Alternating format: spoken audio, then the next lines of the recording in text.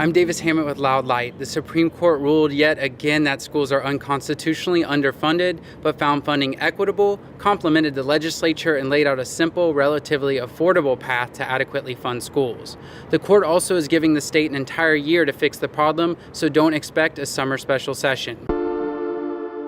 The state had to prove it reasonably calculated funding to achieve student performance, but the court said we need not address any of the peer-reviewed research, instead accepting the state's argument that 2 memos written after the legislature already passed the funding bills satisfy reasonable calculation. Most of what we learned in Gannon 1 through 5 doesn't matter anymore. Burn it, it's dead. This ruling changed the game. The court accepted the state's argument that it would just go back to 2010 funding levels. This winning argument is called the Montoy Safe Harbor.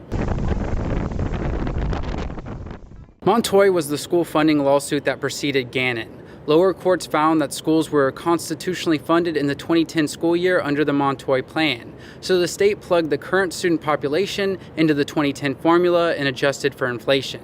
Then they subtracted the money they were already putting into schools and came up with a magic number between current funding and constitutional compliance. The courts accepted this argument with a few caveats. There was a question if virtual school aid was properly calculated. I talked to the architect of the memo, Mr. Penner, in the Kansas Legislative Research Department, who confirmed it was. The main issues involve inflation, which is the fact that $1 in 5 years is worth less than $1 today.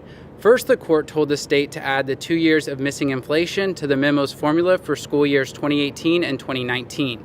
Using the court's recommended inflation rate of 1.44% and continuing with the memo's methods, we come up with a $621.9 million figure in today's dollars. This is pretty close to what the Board of Education has recommended. That means the state's plan is just $99.6 million short for this coming year.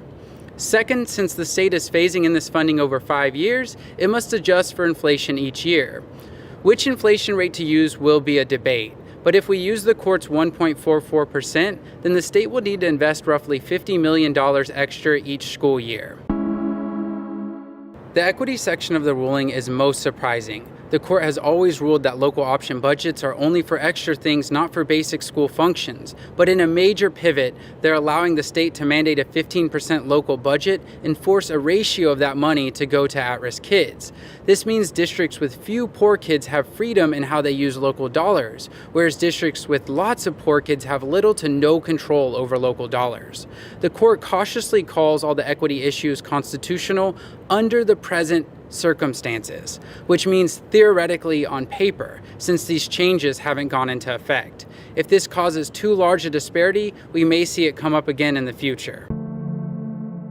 Gannon 6 gives the legislature another year to make adjustments, but they do encourage a special session to adequately fund schools sooner and offer to expedite the hearing if the state fixes funding now.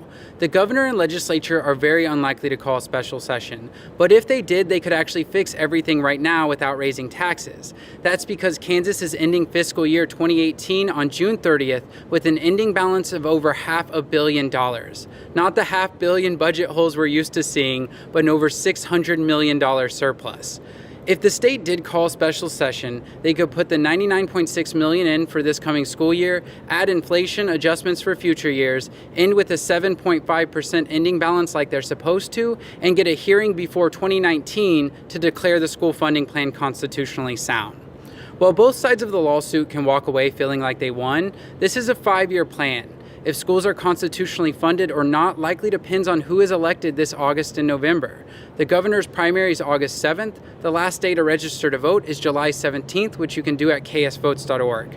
If you're an independent, unaffiliated voter, you can declare for a party so that you can vote in the primary. You can even choose a primary on August 7th at the polls. Thanks for watching. Please donate if you're able so we can continue producing these reports. Like, share, talk about state issues with your friends, and until next time, thank you so much, Kansas.